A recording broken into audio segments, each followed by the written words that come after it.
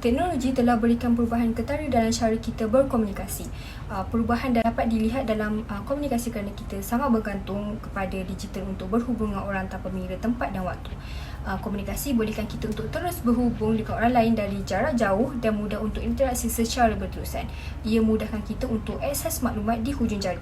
Tetapi tanggungjawab kita adalah pastikan sumber yang kita terima boleh dipercayai. Antara kesan teknologi terhadap komunikasi ialah menjadi salah satu komunikasi segera kepada seseorang. Platform seperti WhatsApp, Telegram mudahkan komunikasi yang cepat dan tanpa batasan. Walaupun teknologi berikan impak positif, namun ia juga memberikan kesan negatif, iaitu mana kita terlalu bergantung tinggi pada teknologi dan akhirnya kita kurang upaya untuk berkomunikasi secara langsung.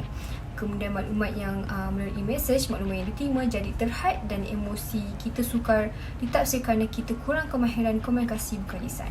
Oleh itu, cara untuk kita harungi cabaran ini adalah kita perlu bijak berikan keseimbangan dalam komunikasi secara atas talian dan bersuka. Kita perlu utamakan hubungan dalam kehidupan sebenar dengan interaksi secara bersemuka dan tidak bergantung komunikasi digital. Malah dengan melalui organisasi, kita juga boleh pupuk diri untuk berinteraksi melalui memberi idea dengan pelaksanaan perjumpaan seperti mesyuarat. Ia memberi peluang kepada pekerja untuk mempunyai hubungan bersama di samping komunikasi yang berkesan antara satu sama lain. Isyarat bukan lisan pengaruhi mesej yang kita sampaikan.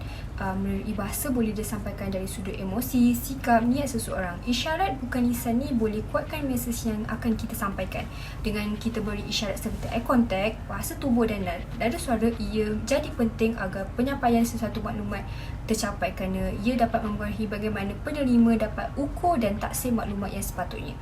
Komunikasi bukan lisan dapat tingkatkan keberkesanan komunikasi kerana ia dapat kukuhkan dan nambah kejelasan penyampaian maklumat.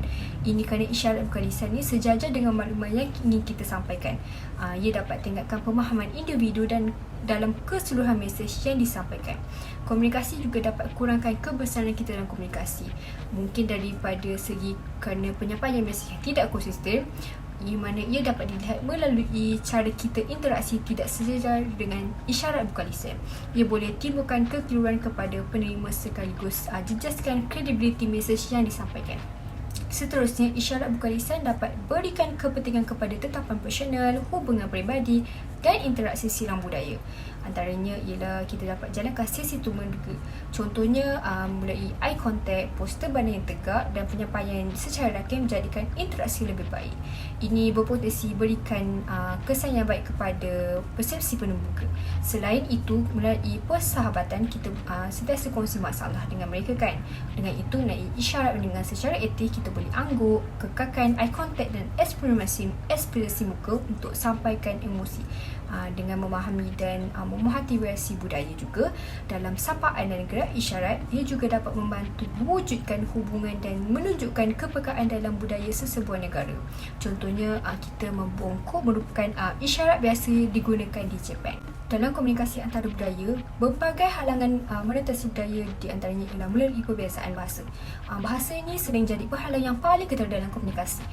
Terdapat perbezaan dalam kosakata, tata bahasa dan nada yang dan maksud yang boleh sebabkan kita salah faham atau keliru dalam maklumat yang disampaikan.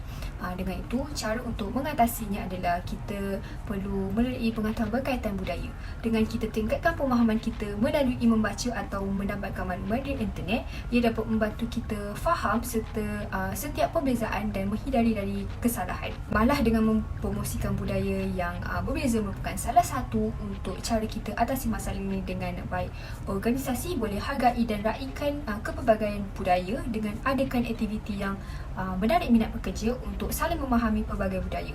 Antara contoh, kita boleh melakukan pertukaran pelajar atau sukan. Pelaksanaan ini memberi peluang kepada setiap individu yang terlibat dari pelbagai budaya untuk berinteraksi dan saling memahami.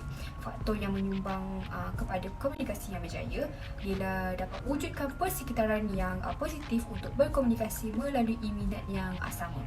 Manakala komunikasi tidak berjaya dapat dilihat melalui gambaran media yang salah. Antara faktor kegagalan komunikasi ialah kerana media lebih bentangkan perspektif yang berat sebelah dan mewujudkan pandangan negatif terhadap budaya lain.